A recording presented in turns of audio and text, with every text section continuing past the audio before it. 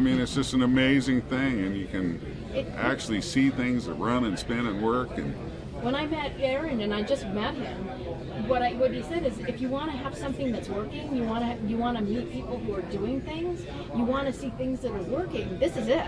Oh yeah, yeah. Yeah. So I mean, I've seen demos, but done in a way where here's the paper, but here's the story. Yeah. Like what Jeff Miller did this morning. Oh yeah, was amazing. That was an awesome presentation. Wasn't it? Oh yeah. It was, because it had a little bit of humor and a little bit of this and a little bit of that. Jeff and I talk. We've never met each other personally, but we've been talking on the phone for at least 5 years. Okay. You know, we send each other stuff. He needed some Met glass, I sent him that. You know, we bang back and forth and each other's website. And then when we got to meet, it's just like long lost brother, you know. He's a character. He's just he's got quite the personality, which is really, really, really sweet. Exactly. Well, and that's what makes life fun. People like Jeffrey, right? No, it does. It does. Okay. Yeah. What do you love about the conference, and who are you? What brings you here? Anyway, my name's Paul Babcock, and scientific, religious, institutional heretic. And I've been into this understanding physics and the free energy movement for a long, long time. I'm basically a driving force in my life for about 30 years. And it's what I do in the conference. I was in groundhog mode for many years, and Peter and Aaron finally talked me into coming, I found these conferences to be very powerful, very, very enlightening and very powerful for a lot of people. So I try to share what I know, and it's brought, you give, you get. So everything I give here, I get back 100-fold over the years period, so connected up with a huge network, and it's just been a really great thing to really move the movement forward, because all the really good people, all the ones with the heart and the soul that really know what they're doing, come here. You come here. So here's a question. You've come here, and they want you to present for a particular reason. So what is your unique flavor, or that you bring, that people would look to you for?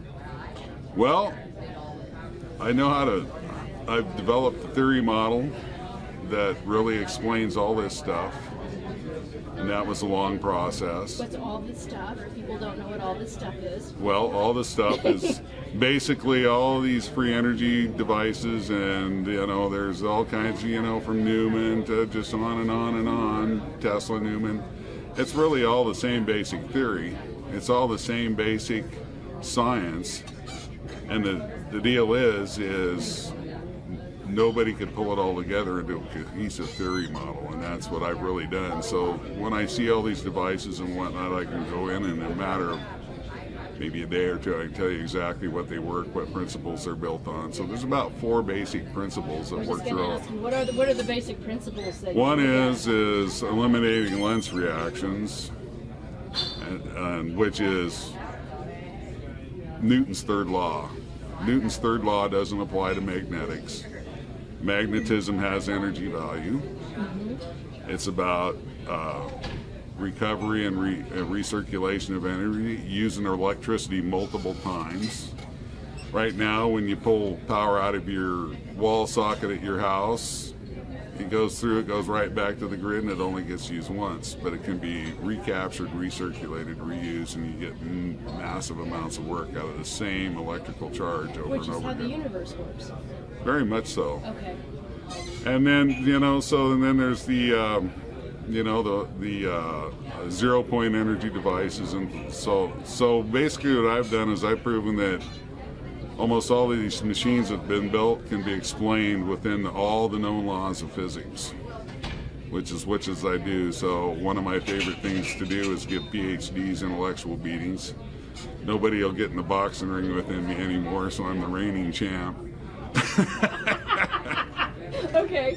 But, I've been doing electronics since I was 10 years old, and I loved it. It turned into a hobby, and, I got bit with, like I mentioned, the Reich bug, and so I've always was born with a sense of purpose that just drove me nuts, because I didn't know what it was for a long time, but it all worked out over the end, and life put me where I needed to be to learn what I needed to learn, and, I had a great career in electronics, still do. you know, and then, you know, to make a long story short, I had kind of a bad run of luck for a few years, and everything I touched turned to mud, and, you know, broken relationships and all that, and pretty much the big hole, he just stripped me down to bare. And then there I was in Alaska. I got hurt in an accident. It goes in all those, the threes, Yeah, or whatever, the career, the relationships. And then, yeah. so I was working it out where I'd been living in Hawaii for a while, so I was trying to work a system where I lived in Hawaii 9 months out of the year, worked in Alaska. You're going from extremes, from hot to Yeah, cold. come to Alaska in the summer, because I did spend 25 years living in Alaska. Okay. So, but Big Hole, he had different plans. There ain't no way you're gonna work 3 months a year and be a lazy beach bum and not, you know, stick with my plan for you, right? So, It's whacking you to get. yeah. Yeah. Okay. So I wound up in this little cabin, dirt broke, coldest winter in Alaskan history, dead right arm, couldn't work hardly, and all I had was a kerosene lamp and a little AM radio and a wood stove between me and certain death, and you know, it's cold out, 50 below zero, right? So lo and behold, I'm listening to there was a radio host there, actually a lot of people, his name is Anthony J. Hilder. He was kind of the Art Bell of Alaska at the time, and so they said, we're having this guest on tonight. He's created a free energy machine, which instantly perked my ears because I've been studying Tesla and everything for years. Yeah. Yeah. And then so along comes this Joseph Newman interview, Yeah. and he was, I mean, I got what he was saying, right? I mean, I just absolutely got what he was saying. And so I was hooked, and he kept saying, just spend $50 and buy my book.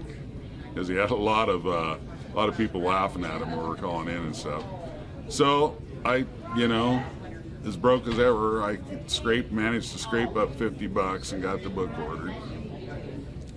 And when it caught to me, there's about 5 pages in it where there's just this very simple observation he made that altered my world right there. It was just an amazing revelation. It was like getting hit inside the head with a frying pan. Had the aha moment. Yeah, that aha moment. And from that moment, I had a plan because I'm heavily into electronic theory, right? So I've been looking for a hole in the wall, right? Electrical theory is, I mean, it's just like every brick matches. There's no cracks, no places. You know, it's all algebraic formulas, and man, they all mix, you know, they're like gears in a machine, man. There's not much room for slop. And I'd been looking for it because I'd seen I love that. I'd seen anomalies as a technician and an engineer that I just could not explain. I'd see these huge, especially when I was working with heavy DC systems, I'd see these huge bursts of energies that could evaporate steel beams. And I could never freaking figure out why, you know, because it seemed to me it was like some shift in Ohm's law. There was something going on, and I was trying to figure it out. Well, then Joseph Newman's little observation, which basically states that the amount of energy, you can expend a lot of energy and still get a small magnetic field, or you can spend a bit of energy and have a massive magnetic field. That magnetism is dependent on mass. Mm-hmm. And that was the crack in the wall, man. That was the rabbit hole. And I just exactly understood what it meant. I dived down that hole, and I've never looked back since. So, okay, for the layperson who doesn't know what that rabbit hole is there a simple explanation? Yeah, it means that, if you have a lot of magnetism, it represents an energy value. And that's where physicists lie to us. They say magnetism has no energy value. But if I have a big magnetic field in a coil, and I collapse it, I can extract that energy out and get it. So I started running the math of resistance to magnetic coils, and I figured out that I hit a certain point. If I build a coil right, and I do the system right, that coil will actually give me more energy out of it than I put into it, all within the known laws of physics, which was a serious revelation. So I started putting this into all the Ohm's law equations and everything, and I created, in fact, one of my first presentations was about that. So once I had this math model, mm-hmm. where I, threw the old physics out and put in Newman's, take on it, mm-hmm. then I just knew exactly the way to go, and I've never stopped since. Here's the one thing that I think is interesting. When I do the magazine that I do, Science to Sage, I always try to equate it to the human body. Because I think all systems within the systems actually operate on a lot of the same principles. Oh, absolutely. So how would you equate that to the human body? The human body, well, the human body is an incredible mechanism, but see, here's the limitation of physics. According to the physicists, we're meat puppets, right? Right. So there's this place where our three-dimensional world stops, and our three-dimensional world is a product of a greater energy field, a greater thing. And as souls, we have our astral body, we have our physical body, and our astral body. Sorry. In fact, all the human body is actually, the human being is a composite of two bodies that are totally electromagnetic, and we're electromagnetism and light in a certain form of it. Right. And so this electromagnetic phenomenon and light that biology consists of is one octave up from conventional three-dimensional electromagnetic and light phenomena. So there's this place, you know, and that's where the 0 point field and all this stuff starts. Okay. And so that's why we are energy generators. And so there's no such thing as entropy. We constantly absorb and re-radiate energy. And so we're an energy conduit, and so can magnetic mass be an energy conduit. You can actually extract the energy out of it that never, it's like a beer that never runs out. Right. And we're a beer that never runs out until we're ready to check out. Yeah. And magnetism is the same way. It's a beer that never runs out. So once you know how to, but Mother Nature, being the way she is, and the way physics works, it's all designed where molecules and electrons actually keep this energy field in check to maintain this balance, because otherwise the universe would disintegrate. So Mother Nature actually pits itself to actually govern itself. And in the world of physics, the govern two of them. One is resistance, and the other is Lenz's reactions, or Newton's third law, which isn't a law, even though they'll tell you that. And that keeps the universe balanced. And so the Mother Nature, everything works in a closed loop system in nature, just to maintain balance. But on this edge where this octave of energy jumps, that's where it all really happens. But you know, in any of the that's the energy source that supplies it. So energy comes into our world and it leaves in a very controlled manner, and electrons do this regulation. Can I ask a question? Because Yeah. I did an article one time in the magazine from a gentleman, and there's a difference between this lens that's this way and then the lens that goes this way. So when you're looking, and then I should, whatever that is, right? I know you can explain it on the, but what happens is our eyeball is this way, which is going round this way. But when you look into space, if you look at it like different, Through a convex lens, yeah. then you actually can see outer space. But the way we do, we see our inner space. So you're triggering something for me is how we relate to time and space, Which is merely an illusion. which is our lens and how our perception. Yeah.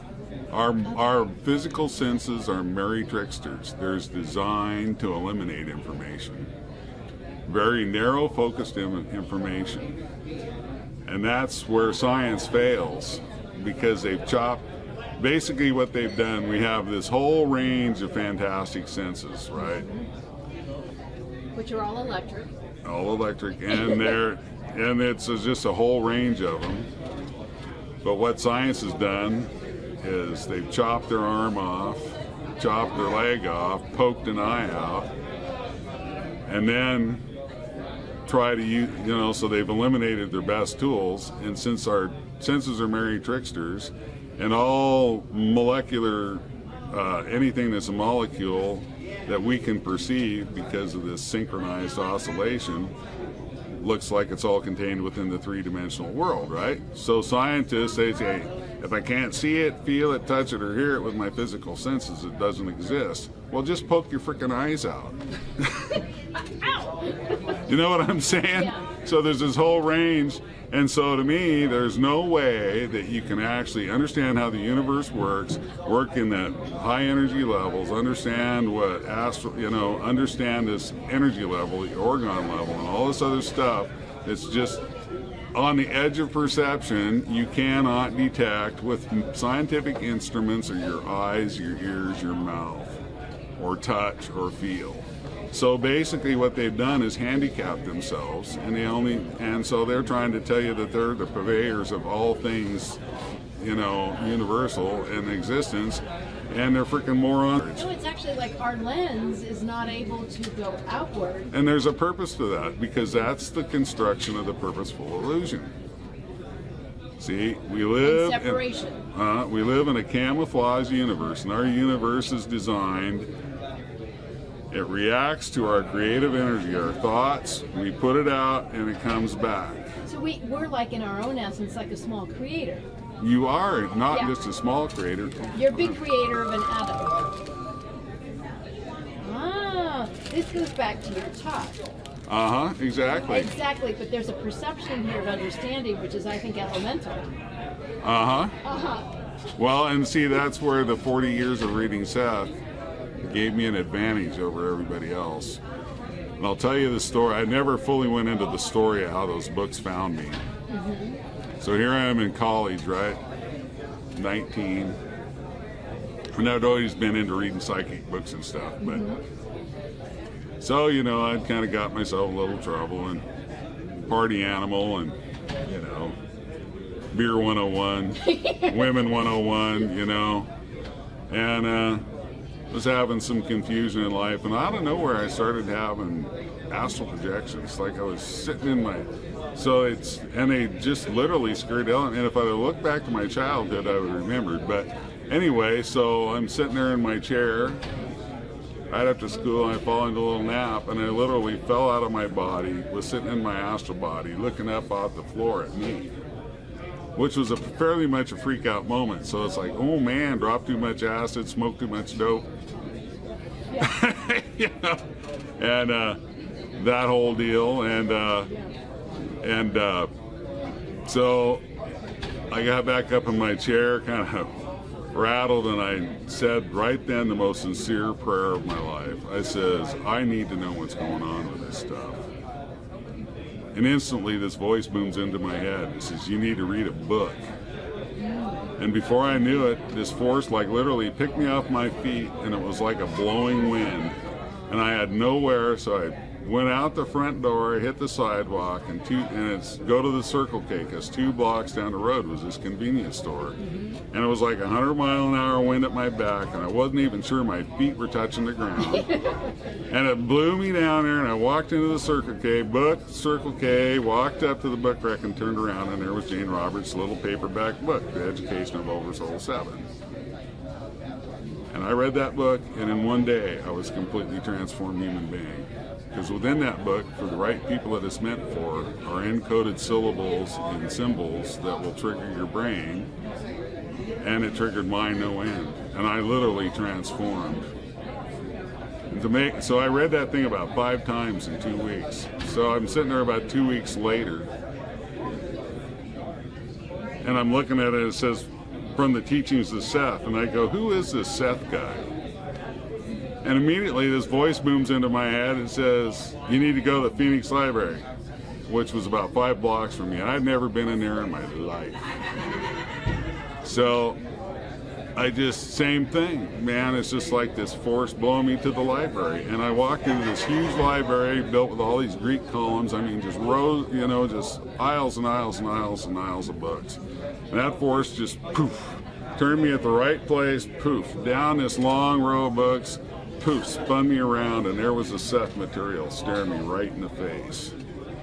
wow, I guess, I mean literally staring me right in the face. And I pulled it out and I read 2 pages, went and got a library card and checked it out, and poof, man, and I just instantly knew that I could trust that material to be true and correct, and it was going to, and I just so transformed my life so fast. To this day, I just became the total fan. I mean the total. And I've absorbed it, and it's incredibly in-depth, deep material that's just not for everybody.